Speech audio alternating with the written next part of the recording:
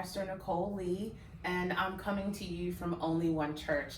Yes, I know I'm probably a little bit out of my area as I usually lead kids on Only One Kid, but today I wanted to talk to you families. I want to talk to you parents and grandparents out there in this community that we have online. And today we're going to be talking to you about Paul. And in Paul's life, he experienced a traumatic conversion from how he was portraying Jesus to the people to how he became a Jesus follower, a disciple, just like what we believe here at Only One Church. So I know you see this crazy little diagram that I have here, but this works in the life of kids, but it also can work for adults. So in here are all the words and things that we'll be talking about and how those puzzles and pieces fit together. So today we're talking about the conversion of Paul, of Saul to Paul, how that went for him. So let's take a look in Acts chapter 9, verses 1 through 9. So when you look in there, what you'll see is that he was Saul then.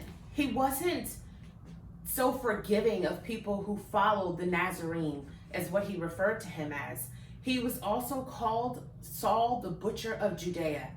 He was not a friendly person, and if you saw him on the streets and you believed in Jesus, that he was the Messiah, you would run. You would run in fear for your life.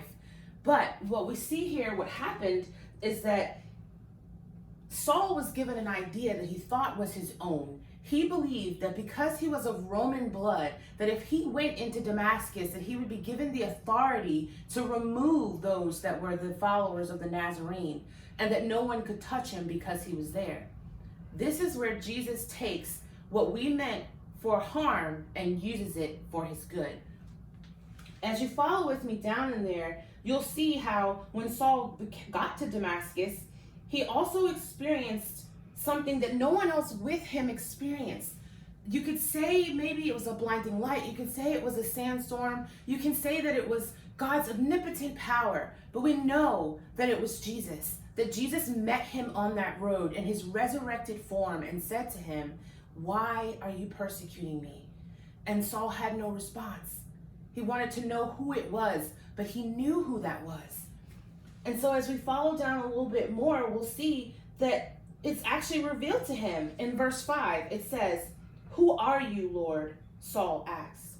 "I am Jesus, whom you are persecuting."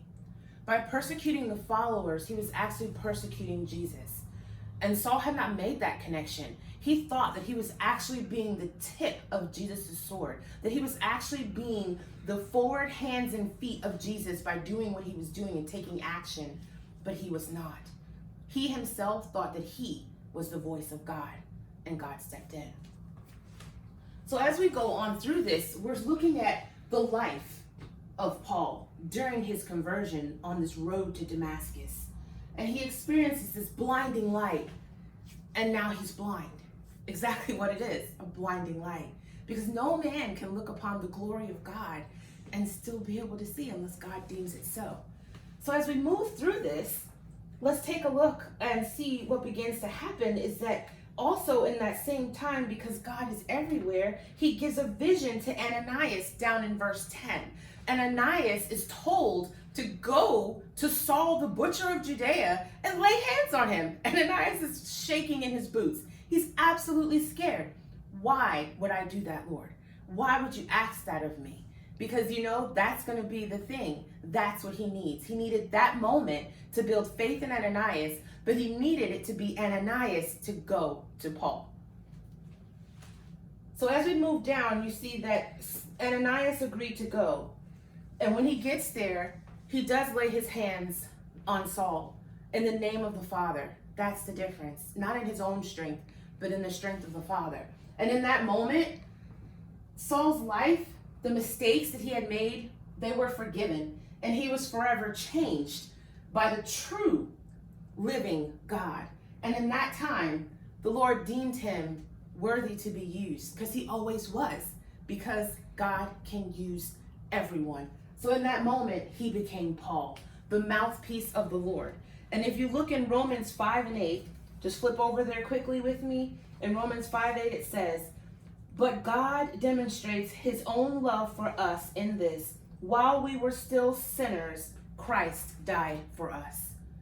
For all of us. each and every one. And you today can also receive Christ. It's very simple. I teach it to the kids and they absolutely love it because we all learn our ABCs. So these are the ABCs: to admit that we have made mistakes. Maybe our mistakes are not as grievous as Paul's, but we've made some, and he will forgive them. And then to believe. Believe that Jesus is the true Messiah, that he's the one and only way, and that he is the Son of God. And then confess. Confess and tell all the world about him and all his marvelous works and wonders, and those that he's done in your life too.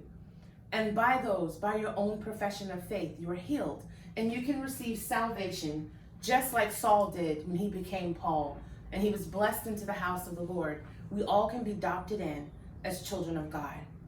So today I thank you so much for tuning in and hearing about the story of Saul to Paul on the road to Damascus at Only One Church. Don't forget to partner with us, /Nicole Lee out.